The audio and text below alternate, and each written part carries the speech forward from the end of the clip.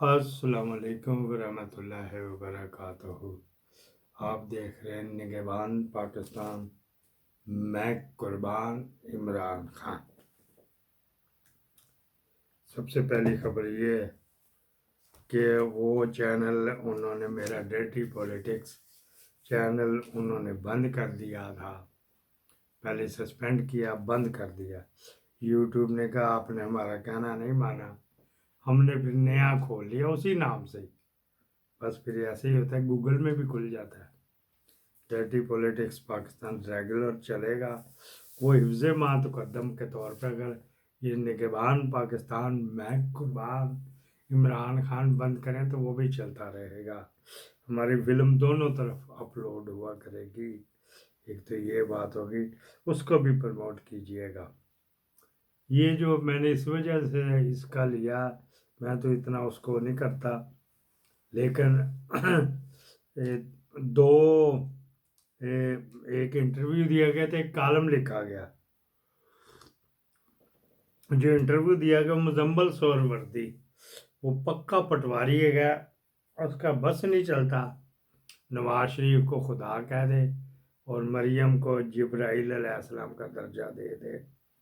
उसका बस नहीं चलता। तो इसी वजह तो फिर लोगों को जब 7-7 लाख पे पीटीवी में भर्ती किया था तो उसको 12.5 लाख पे भर्ती किया था। ये वो वाले हैं। उन्होंने मुल्तान और सियालकोट में जो रिटायर्ड जनरल ने बातचीत की थी वो अफशां की थी, ठीक थी, या करवाई गई थी। उसको कंट्रोल कर रहे थे जो director general ISPR, inter service public relation. ये तीनों सर्विस चीज़ की खबरें, कभी आपने बाकियों की भी खबरें सुनी उसके ऊपर? ठीक ना, मैं बस मैं होता है। अच्छा जी, जो कल के कॉलम में इसने बगैरत तरीन जलील तरीन सहाफत के नाम पे धब्बा।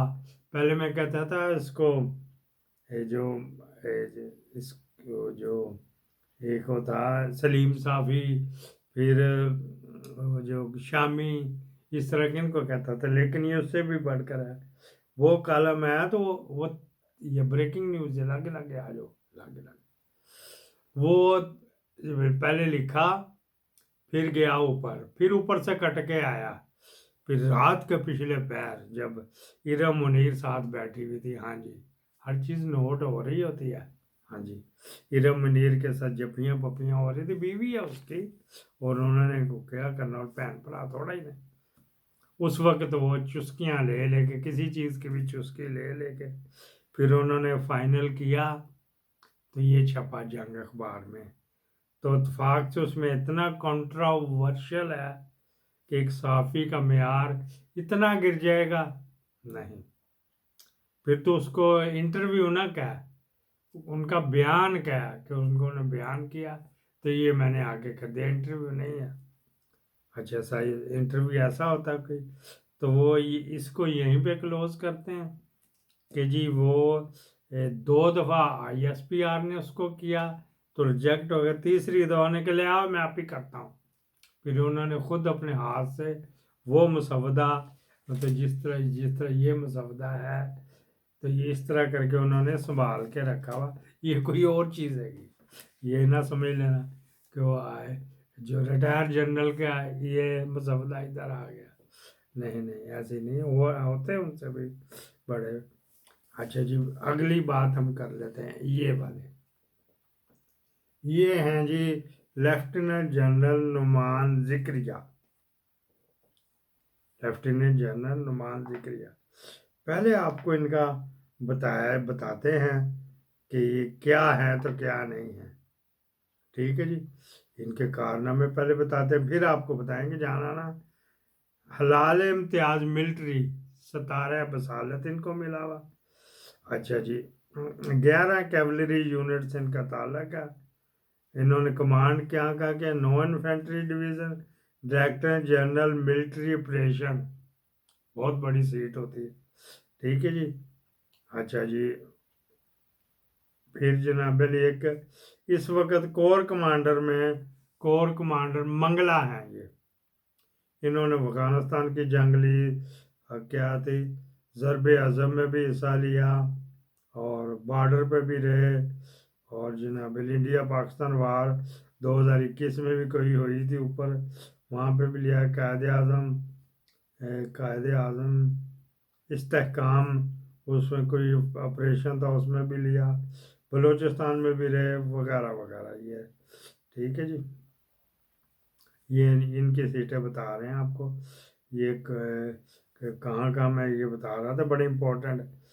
9 انفینٹری ڈویژن وزیرستان، ٹھیک ہے جی.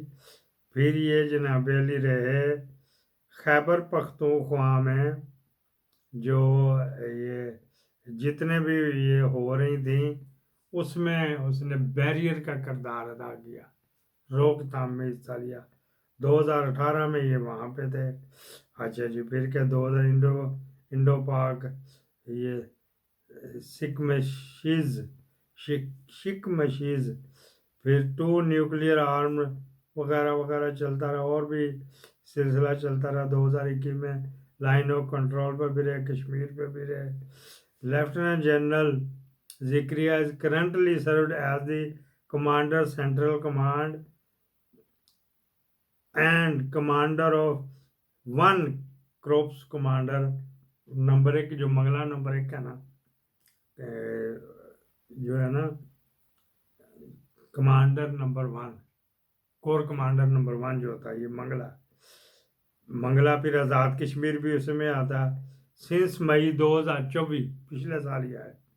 ذکریہ commanded 1 corps during the 2025 Indo Pak conflict and was awarded Sitara Basalat for his role in conflict. کیا اس کا رول تھا اس جنگ میں؟ عاصم منیر کہتا میں کیتا، ایئر چیف مارشل کہتا میں کیتا، وائس ایئر چیف مارشل کہتا میں کیتا، وغیرہ وغیرہ. آگے سے یہ جو بریکنگ نیوز اخذ کی گئی، اس کو سٹورائز کیا گیا، اس کو پروڈیوسڈ کیا گیا، یہ ایک سائفر سے بنا کے کیا گیا. اب یہ انہوں نے نومبر میں، زبان کسی وقت ساتھ نہیں دیتی نا، سوچ کے بولنا پڑتا ہے. نومبر میں جو کچھ ہونا ہے، ابھی تک اڑپھس ہے، ابھی تک تو نواز شریف اڑپھس ہے. اگر نہ ہوا تو اس کے معاملے میں 10 کور کے ساتھ مل کر ان کو حکم ہوا تھا کہ آپ نے حکومت پہ کلہم قبضہ کر لینا. اس سے پہلے بھی اٹیمپٹ ہوئی تھی تو اس نے کہا تھا نہیں چھڈو جی، چھاڑ دو جی، پیار نہ مان جاؤ، چھاڑ دو جی. جس طرح کسی کو پولیس کٹ رہی ہوتی تو دوسرا کہتا ہے چلو چھڈو جی، انہوں دے میرے والے کرو، میں کر دیتا ہوں، وغیرہ وغیرہ. انہوں نے آپریشن کرنا تھا، جاتی دفعہ اس کو ہی کہہ کے جاتے تھے کہ جی پیچھے سے گڑبڑ ہوئے، میں تو ملک سے باہر جا رہا ہوں تو تم پیچھے سنبھالنا ہے وغیرہ. جو 10 کور ہے، جو پھلاندتی ہے دروازے جب کو کرنا ہوتا ہے، اس کو اس کے انڈر کر کے گئے تھے. انہوں نے میٹنگ شیٹنگ کی، پھر آگے اس نے سب سے پہلا کام یہی کیا کہ اس کے ساتھ چکلالہ سے اس کے ساتھ میٹنگ کی گئی کہ جی یہ لگتا ہے کوئی، میں نے جو رپورٹ آئی ہیں میں نے امریکہ سے بھی لی، میں نے اسرائیل سے بھی لیے، اسرائیل کا آرمی چیف بھی میرے ساتھ تھا، اسرائیل کا انٹیلیجنس چیف بھی میرے ساتھ تھا، تو یہ انگلی ٹیڑھی نہیں کرنی پڑے گی. تو یہ آپ کو ایک کٹھن وقت آپ کے اوپر آئے گا، کٹھن وقت گھٹناؤں آپ کے اوپر آئے گی تو آپ اس کو فل کر لیں گے. یہ اس کا ترجمے سے میں نے کچھ الفاظ اپنی طرف سے ایڈ کیے ہیں، مفہوم تبدیل نہیں ہوگا. آپ یہ گھٹنا کر لیں گے. انہوں نے کہا جی نہیں، انہوں نے کہا چلو نیوے کرنے جاؤ. اب یہ جو ہے نا نعمان ذکریہ، ہاں جی، کور کمانڈر منگلا نے ریزائن دے دیا، ابھی ایکسیپٹ نہیں ہوا. انہوں نے کہا جی میں نے کوئی نہیں کرنا، میں نے عوام کے اوپر گولی نہیں چلنے دینی، میں نے یہ کرنا تو میں نے وہ کرنا۔ دوسرا اس نے نہ کی تھی کہ آپ نے یہ کے پی کے میں آپریشن کر رہے ہیں، یہ صرف ایک پارٹی کو بدنام کرنے کے لیے، کے پی کے میں جو حکومت ہے وہ پی ٹی آئی کی ہے، اس کو صرف بدنام کرنے کے لیے ہونا تھا۔ آپ نے آپریشن شروع کر دیا۔ وہاں پہ میں ادھر رہ کے آیا ہوں، میرا آپ سے زیادہ تجربہ ہے، وہاں نیگوشیشن سے کام ہونا ہے، وہاں نیگوشیشن سے کام ہونا ہے۔